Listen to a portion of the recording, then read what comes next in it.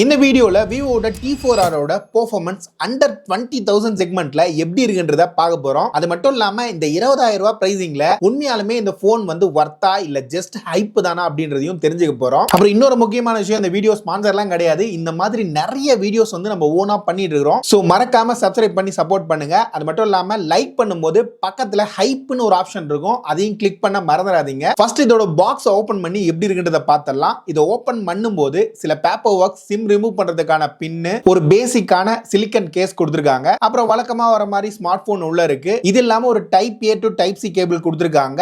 44 வாட்கான charging adapter பாக்ஸ்லயே கொடுத்திருக்காங்க. இந்த box ஓரமா வச்சுட்டு இந்த ஸ்மார்ட் போனோட டிஸ்ப்ளேவை பத்தி பேசுவோம். இந்த டிஸ்ப்ளே பொறுத்த வரைக்கும் உங்களுக்கு குவாட் கர்வ் டிஸ்ப்ளே தான் யூஸ் பண்ணிருக்காங்க. இது பார்க்கிறதுக்கு கொஞ்சம் யூனிக்கா இருக்கிற மாதிரி தான் இருக்கு. அது மட்டும் இல்லாம 4 பக்கமும் சின் வந்து கொஞ்சம் சின்னதா தான் இருக்கு. இதோட டிஸ்ப்ளே சைடுன்னு பார்க்கும்போது இங்க 6.77 இன்ச்ல ஃபுல் HD AMOLED டிஸ்ப்ளே தான் யூஸ் பண்ணிருக்காங்க. இதுல ஓவராலா இந்த செக்மெண்ட்ல பெஸ்டான டிஸ்ப்ளே இதுவான்னு கேட்டா கண்டிப்பா கிடையாது. ஆனா இது ஒரு நல்ல குவாலிட்டி பேனல் தான் இந்த பிரைசிங்க்கு யூஸ் பண்ணிருக்காங்க. இதோட பிரைட்னஸ் லெவல்னு பார்க்கும்போது இதுவுமே ஒரு ஹைப்பான விஷயம்லாம் கிடையாது. இதுல இன்டோர் அண்ட் அவுட்டோர்ல செக் பண்ணும்போது ஓரளவுக்கு நல்ல பிரைட்னஸ் லெவல் தான் கிடைக்குது. இங்க 1200 நெட்ஸ்ல ஹை பிரைட்னஸ் மோட் கொடுத்திருக்காங்க. 1800 நெட்ஸ்ல பீக் பிரைட்னஸும் கொடுத்திருக்காங்க. அப்புறம் 120 ஹெர்ட்ஸ் ரிஃப்ரெஷ் ரேட் இந்த போன்ல வந்து நல்லா ஸ்மூத்தா ரெஸ்பான்சிவாவே ரன் ஆகுற மாதிரி தான் இருக்கு. நீங்க ஏதாவது 4K கண்டென்ட் வாட்ச் பண்ணும்போது அதோட குவாலிட்டி நல்லாவே பண்ணிருக்காங்க. ஆனா HDR ஓட பெர்ஃபார்மன்ஸ் இன்னும் கொஞ்சம் பெட்டரா இருந்திருக்கலாம். இப்போதைக்கு டீசென்டான பெர்ஃபார்மன்ஸ் கிடைக்குது. அப்புறம் இந்த போனோட பேட்டரி சைஸ் பக்கம் வரும்போது இங்க உங்களுக்கு 5700 mAh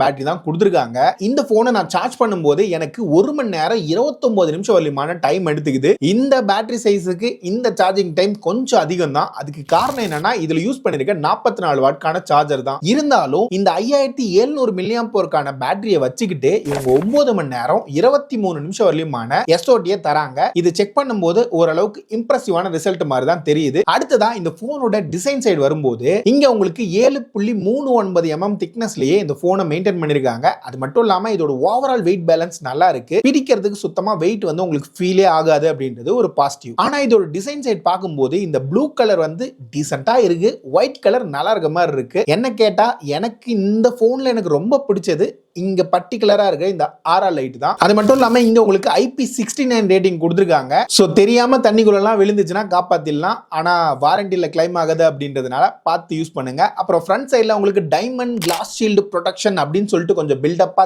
தெரிஞ்சாலும் அவ்வளவு பில்டப்லாம் கிடையாது. ப்ராப்பரா ஒரு டெம்பர் கிளாஸ் இல்ல ஸ்கிராட்ச் கார்டு போட்டு பாதுகாப்பா யூஸ் பண்ணுங்க. ஹைப் பண்ணி மார்க்கெட் பண்றாங்கன்னு சொல்லி போட்டீங்கன்னா தெரிச்சிரும், அதை பார்த்துக்கோங்க. அப்புறம் இந்த போனோட ஓவர்வியூன்னு பார்க்கும்போது டாப்ல உங்களுக்கு நாய்ஸ் கேன்சலேஷன் மைக் இருக்கு. லெஃப்ட் சைடுல எதுவும் கிடையாது. ரைட் சைடுல வால்யூம் பட்டன், பவர் பட்டன், பாட்டம்ல டைப் சி போர்ட், பக்கத்துல சிம் கார்டு ட்ரே இருக்கு. இங்க மெமரி கார்டு ஆப்ஷனை தூக்கிட்டாங்க. அப்புறம் வழக்கமா வர மைக், பிரைமரி ஸ்பீக்கர் எல்லாம் கொடுத்திருக்காங்க. அப்புறம் இந்த இன் டிஸ்ப்ளே பெர்ஃபார்மன்ஸ் வந்து நல்லாவே கொடுத்திருக்காங்க. ஃபேஸ் அன்லாக்கும் நல்லா அக்யூரேட்டா வேலை செய்யற மாதிரி தான் இருக்கு. இதுல இருந்து இதோட பெர்ஃபார்மன்ஸ் சைடு வரும்போது இங்க மீடியாடெக்கோட டைமென்சிட்டி 7400 அப்படின்ற ப்ராசஸர் தான் இந்த போனுக்குள்ள யூஸ் பண்ணிருக்காங்க. இதுவுமே இந்த செக்மெண்ட்ல ரொம்ப பெஸ்டான பெர்ஃபார்மன்ஸ் கொடுக்கக்கூடிய ப்ராசஸரான்னு கேட்டா கிடையாது. ஆனா காமனா இப்ப கிட்டத்தட்ட ஒரு 80% போன்ல இதே ப்ராசஸர் தான் யூஸ் பண்ணிருக்காங்க. இதோட பெஞ்ச்மார்க் ஸ்கோர்னு பார்க்கும்போது ஆன்டிடோல அரௌண்ட் 6.8 lakhs வலிமான ஸ்கோர் கிடைக்குதுங்க. இதோட தெர்மல் த்ராட்லிங்கும் சரி, 3D மார்க்கோட ஸ்டெபிலிட்டியும் சரி விவோல ரொம்பவே நல்லா மெயின்டைன் பண்ணிருக்காங்க. இந்த பெஞ்ச்மார்க்லாம் ரன் பண்ணும்போது ஹீட்டிங்கும் பெரிய அளவுக்கு ஆகல அப்படின்றது ஒரு பாசிட்டிவ் தான். அப்புறம் இதோட கேமிங் பெர்ஃபார்மன்ஸை பத்தி பார்க்கும்போது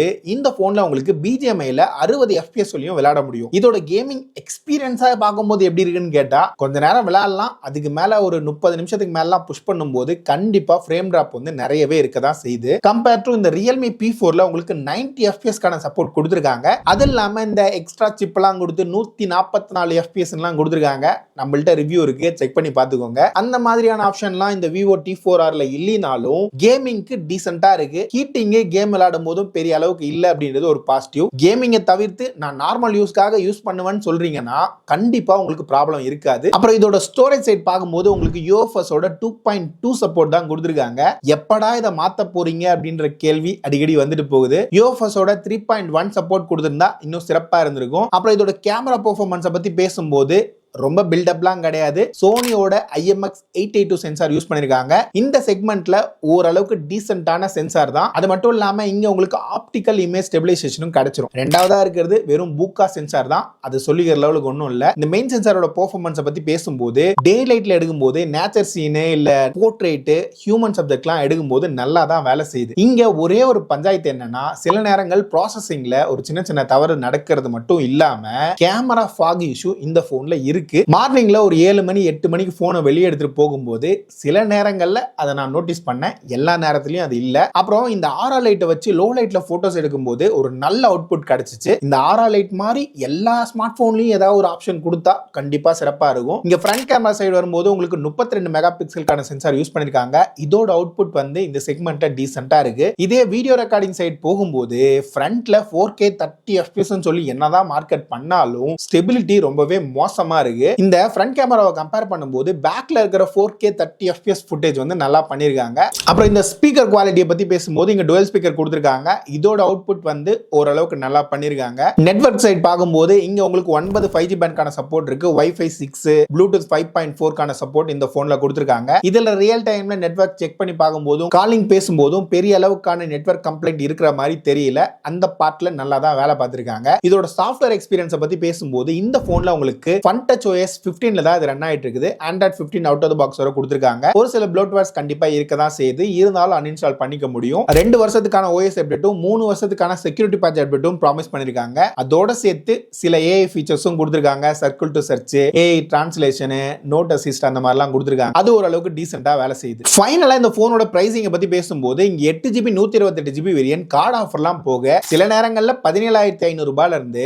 பல நேரங்கள்ல 18,500 ரூபாய் வரைக்கும் கிடைக்குது. பிக் பில்லியன் டேஸ் வரப்போகுது அப்படின்றதுனால இதோட பிரைசிங் ஒரு 16,500 ரூபாய் வரைக்கும் எதிர்பார்க்கலாம். சோ ஒரு 16,500ல இருந்து 18,500 ரூபாய் அப்படின்ற பிரைஸ் பாயிண்ட்டுக்கு இந்த போன் வர்த்தா இல்லையான்னு கேட்டா இதுல டிஸ்பிளே நல்லா இருக்கு. இதுல ஸ்லிம்மா லைட் வெயிட்டா கொடுத்திருக்காங்க. IP69 ரேட்டிங் கொடுத்திருக்கிறதும் ஒரு கூடுதல் பிளஸ் தான். அப்புறம் கேமரா டீசென்ட்டா இருக்கு. இந்த பேட்டரி சைஸை வச்சு ஓரளவுக்கு நல்ல பேட்டரி லைஃப் கொடுத்திருக்காங்க. என்ன கேட்டா ஒரு 20,000 ரூபாய் பிரைசிங்ல இதையும் லிஸ்ட்ல வச்சுக்கிற மாதிரி தான் இதோட பெர்ஃபார்மன்ஸ் இருக்கு. அடுத்து என்ன வீடியோ வேணும், இந்த போனை எந்த போனோட கம்பேர் பண்ணலாம் அப்படின்றத கீழே இருக்கிற கமெண்ட்ஸ்ல தட்டி விடுங்க. அடுத்த வீடியோல பாக்குற வரைக்கும் பாய்.